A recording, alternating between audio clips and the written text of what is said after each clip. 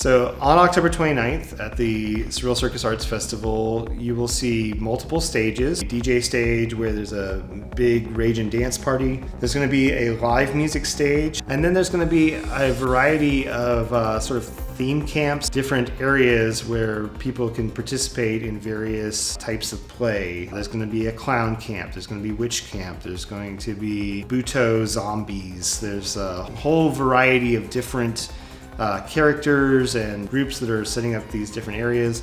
There's going to be art installations, vendors, there's going to be food and beer. There will definitely be fire throwers. Unifier Theater is going to be performing as part of the show. There's going to be aerialists and various circus acts, all the things that you would expect at a street festival.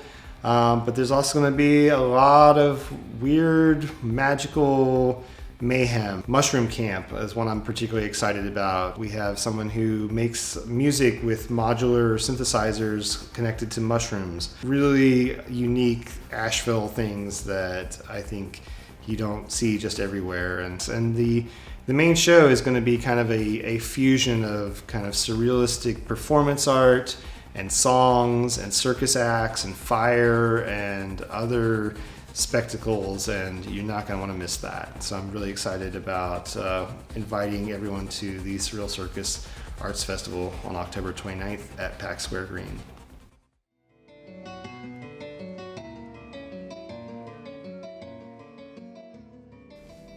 We are a multimedia performance arts troupe, is the Surreal Circus in a nutshell. We expand the concept of what a circus is in a lot of people's minds. The Halloween show, Samhain show, has always been our traditional anniversary show.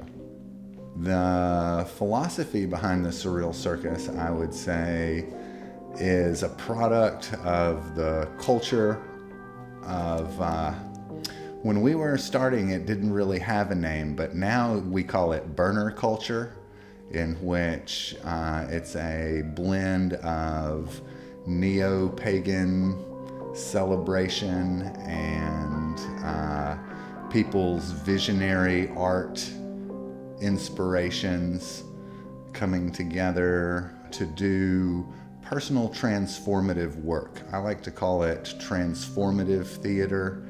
I'm sure if you Google transformative theater, it was a popular modality in which underground artists began to express themselves as a community and a culture. The Surreal Circus officially began in 1996.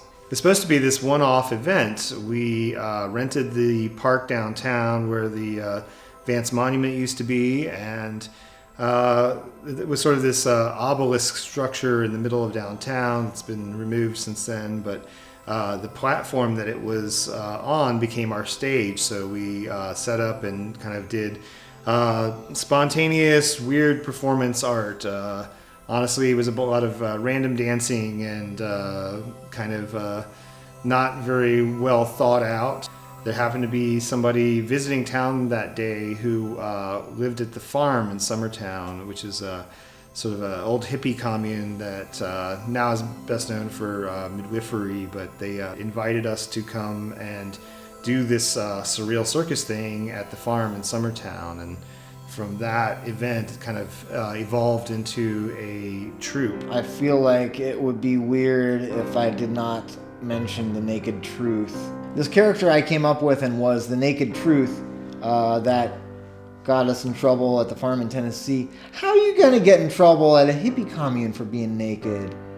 So I was the Naked Truth. I was naked and I had the word truth written on me. I was the Naked Truth. Get it? Naked Truth. You would expect kids on a hippie farm to be comfortable with nudity in general. Another time, we set up installations throughout the botanical gardens and had a tour guide lead people from station to station. A trip through the fairy realm. And so in that show, we had many different vignettes, different artists hiding in the bushes, basically. And we took the audience on a walking tour So then each of the different vignettes, we had blacklight puppetry was one of them. Me and one of the other people in the troupe set up a blacklight puppet show inside of a building. So we led everyone into this kind of log cabin that had been blacked out with curtains and put on a puppet show. And it was a lot of really kind of fun experimentation going on in those days. As many saints and clowns and demons as I could possibly imagine. Kronos is one of my favorite characters, the father of time. He tells the story of the story before the story, before the wheels began to turn on the clock of eternity.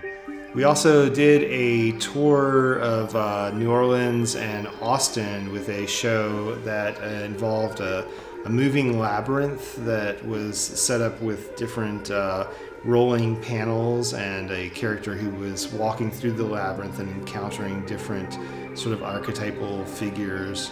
The main character was in search of some profound realization and found themselves trapped in a labyrinth. But it was also not, it wasn't all love and light and sort of, this kind of always positive thing. There was a lot of like working through our shadows and stuff.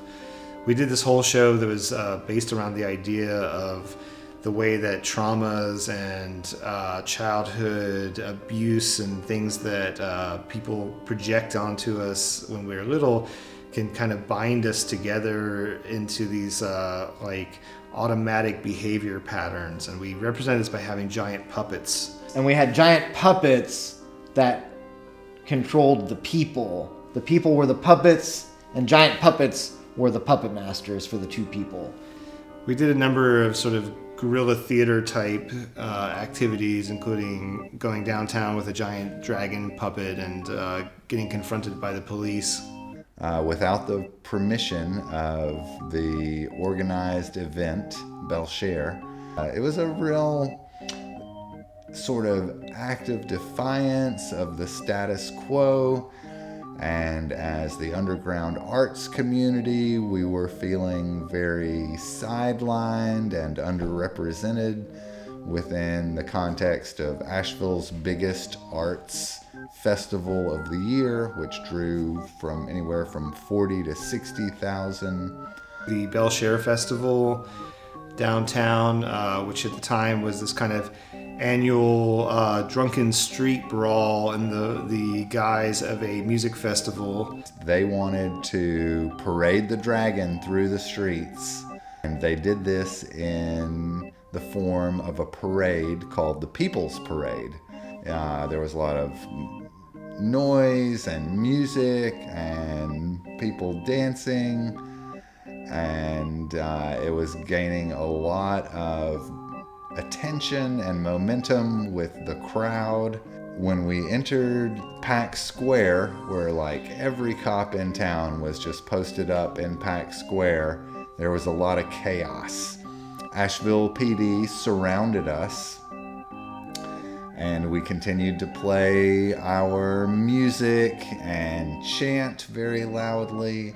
They took the dragon away from us and literally put our dragon in the back of the riot bus. It was really funny, and we made up this chant, "They put our dragon in the paddy wagon." Another time we did a psychedelic pagan tent revival show where we did sort of a pseudo gospel show with a choir, and I wrote songs like a rather altered version of My Favorite Things, or one about the 7 deadly sins, where each sin was represented by a gospel choir singer, and they had solos about their favorite sin.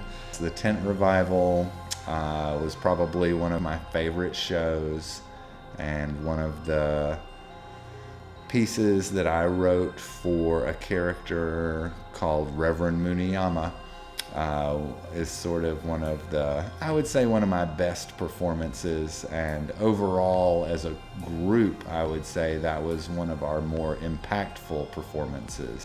We had one of our friends, Colin, who agreed to be suspended from 4 temporary piercings placed just behind his shoulder blades, and the theme of that show was basically that one gets to choose what one's own reality is. And so we contrasted pleasure and pain, and we did it in a little historical venue downtown, which was a really nice way to produce the show.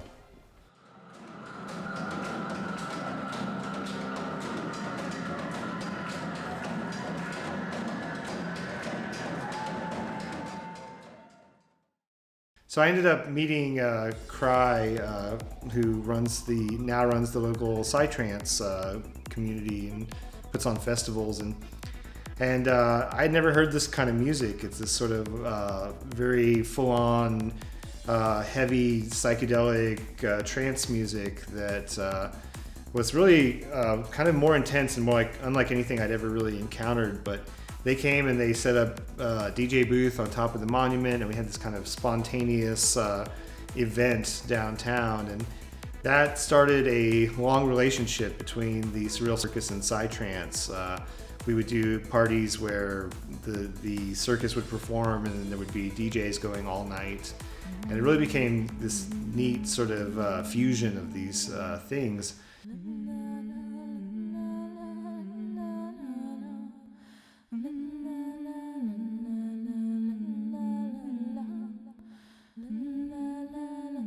Ritual has always been an important part of the Surreal Circus. My personal definition of ritual is anything done with intent. You could say that every show we did was a ritual in some sense. Synchronicity, magic, alchemy, the fae, the witches, the crows, the dragon, sacred geometry, poi, fire spinners, sacred clowns, the fool, and the magician. What we're trying to do is create a symbolic map of human consciousness in order to unravel some of the everyday conundrums that we have. You know, why am I alive? Wrestling with the concept of mortality. We use a lot of traditional characters borrowed from historical mythology. In the years that followed that first Surreal Circus show, what happened was this troupe evolved that became more and more involved in the creation of stories and myths. Over the next decade, we would do an annual show at the monument every year. We would gather, and like most things, it came to sort of a natural end, and it was time to move on to other things. And so in 2005, we made the decision to go ahead and let it go. And rather than just passively let it die, we decided to actually not only kill it, but have a proper funeral for it. When it was time to put the circus down like an old dog, we did it with, like all things else we did with the Surreal Circus, with intent and honor and gratitude. I built a boat, loaded it up with Surreal Circus memorabilia, and then we set it on fire in the reflecting pond. There was a pool big enough for, say, a paddle boat. You could paddle boat in this pool that was at Pack Square at the time. Miraculously, we got away with this, and that was the end of it for a long time. Our boat caught fire extra. It was too fire. It was too fiery. It was on fire too much. That was at a Surreal Circus Halloween Arts Festival at Pack Square. which we've done many, many times. I don't know how many times we've done that, but it's been a lot. And we brought it back to life the same way at a Surreal Circus Halloween Arts Festival. It was good at first to kind of get away from all of that, because there was so much weight to the Surreal Circus. For a decade it dominated everything that I did, but over time it started to be something I missed. And last year the 25th anniversary was coming up, and I started thinking a lot about doing some kind of a reunion. So I started thinking about, how do you resurrect a circus or a thing that you've killed? And that's no small task. And even if it's basically theater, it's still an act of necromancy in a sense, trying to raise something from the dead. You know, one of the popular myths related to somebody coming back from the dead is the story of Isis and Osiris. The climax of the story is Osiris coming back to life and conceiving the child Horus. We worked with the characters and the overarching story that is outlined in the myth, but completely redone in a way that one could really barely recognize the story unless one is very familiar with the story. And I guess in that sense, there is the surrealist approach to the whole endeavor. We actually called it O Circus because it was the Surreal Circus, and it was very theatrical. We made body parts because in the original Egyptian myth, Osiris is dismembered, and one of the things that his wife has to do to bring him back is to gather up the body parts. The person who was personifying Isis came out and gathered them one by one and put them into a giant sarcophagus, and we brought the parts back to the center of the park.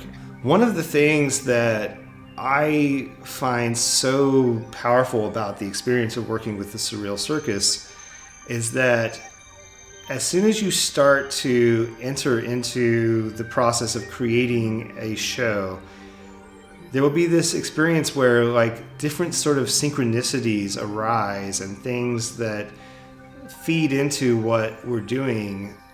One of the things that will happen is that we'll be working on a theme, and then somebody will come out of the blue and have something that fits perfectly into that theme. Last year this happened, where we were working on this kind of Egyptian myth, and it was, the whole event was triggered by the tearing down of the Vance Monument, which is an Egyptian obelisk placed downtown where we used to do the show every year. Was taken down because it was dedicated to a former slave owner and Confederate general. For us, it had never really connected that that's really what it was about. It was sort of like a stage and like almost like an energetic antenna or something that we were working with, and it became the catalyst for trying to do something and kind of moving the energy that was stuck in that spot to the park down where the green is. And about 3 weeks into, 3 weeks before the show, we're having dinner at a friend's house, and somebody's like, "Oh, I'm making an obelisk right now." An artist named Logan Alexander in town, he built this fabulous steel obelisk with glowing lights and sigils carved into the sides of it. And we had an 8-foot tall steel obelisk that one of our friends just happened to be making, unbeknownst to us, and he had no idea that we were doing this whole kind of Egyptian themed thing. It's stuff like that that's super weird. Incidentally, the same person this year happens to be making a crow suit at the same time that we have a lot of crow symbolism and imagery that we're working with in the show. And it's, I can have moments of kind of skepticism and stuff, but when an obelisk or a crow shows up right at the moment when you need exactly that thing, it's a little hard not to have a little flutter of faith.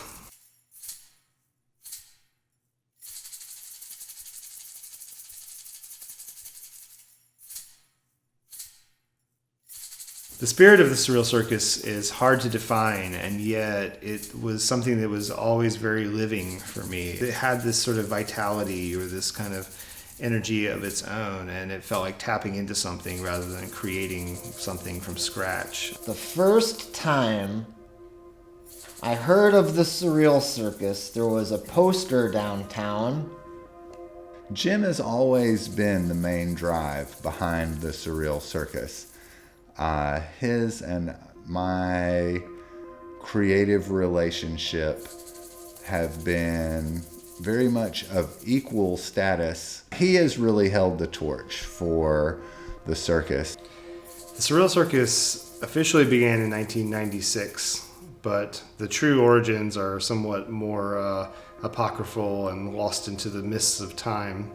The truth is, it started one night in 1995 when I was at Vincent's Ear, a bar and coffee house that was kind of a hub of the local sort of counterculture types in Asheville for many years. I ran into a fellow by the name of Amos Gaines. He invited me back to his house, which at the time was the attic of his parents' house. And I should mention a house that had been a brothel back in the turn of the century and was actually mentioned in one of Thomas Wolfe's books.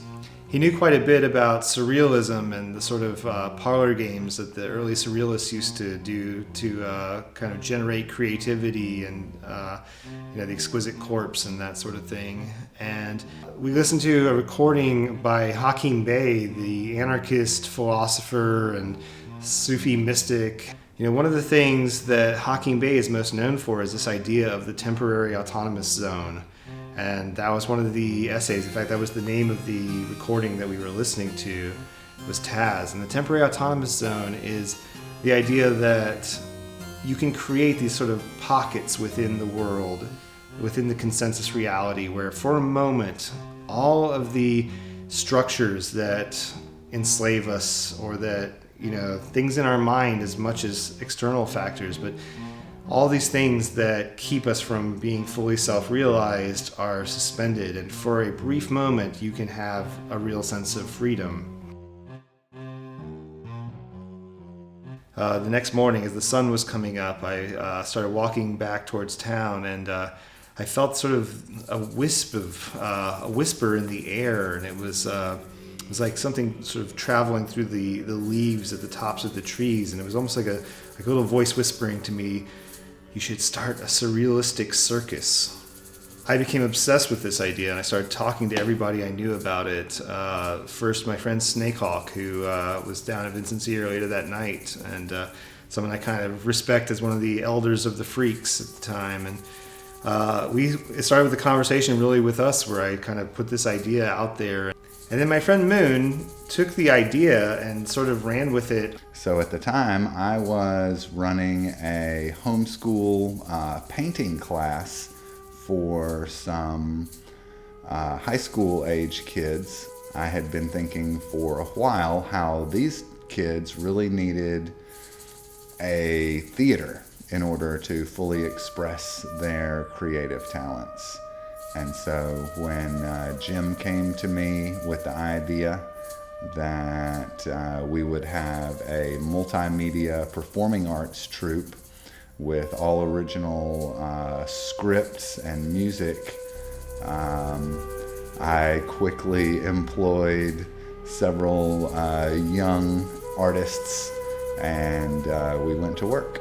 And that started a decade of working with Moon to create art under the auspices of this initially a festival and then an actual performance troupe called Surreal Circus. A multimedia performing arts troupe that embodied different archetypes and portrayed different historical myths and used dream symbology and what I would consider a sort of Jungian perspective on the universe, and that it was our role to retell these myths in a modern way and to do it in a way that was both entertaining as well as informative and in some ideal sense, led the viewer, who is also considered a participant,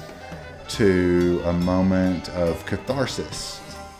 The most radical self-expression mixed with magic and intention. If you come to the Surreal Circus, I want you to experience a moment of high weirdness and inspiration. At its heart, the Surreal Circus is about expanding your consciousness and your heart and your mind and coming together with other people. And in that space, if you can break down those kind of constructs that are keeping us from really being who we are, then there's like a playfulness that I think is at the heart of it. I think if you boiled it down to like one word or one thing, it's play. I would hope that someone would take away from it the inspiration that they can live their dreams through creative outlets, be much more than they had imagined themselves being. I think when you can be playful and really free to express whatever it is that is in your soul, that is how we become fully realized human beings. One of the things that I'm trying to do with this show that I really hope that we accomplish is creating a synergy between all these different people and different organizations that are doing creative stuff and have been spending the past couple of years really doing it in isolation from each other and sort of bringing those parts together into a bigger whole. It's this sense of a sense of magic and wonder that's happening, but also a real sense of danger almost, and of the extreme absurdity of the world that we're living in, that there's chaos and there is existential threats. There's this apocalyptic sense of the times that we are in, and yet inside of that to feel a sense of joy and fun and playfulness feels like such a revolutionary act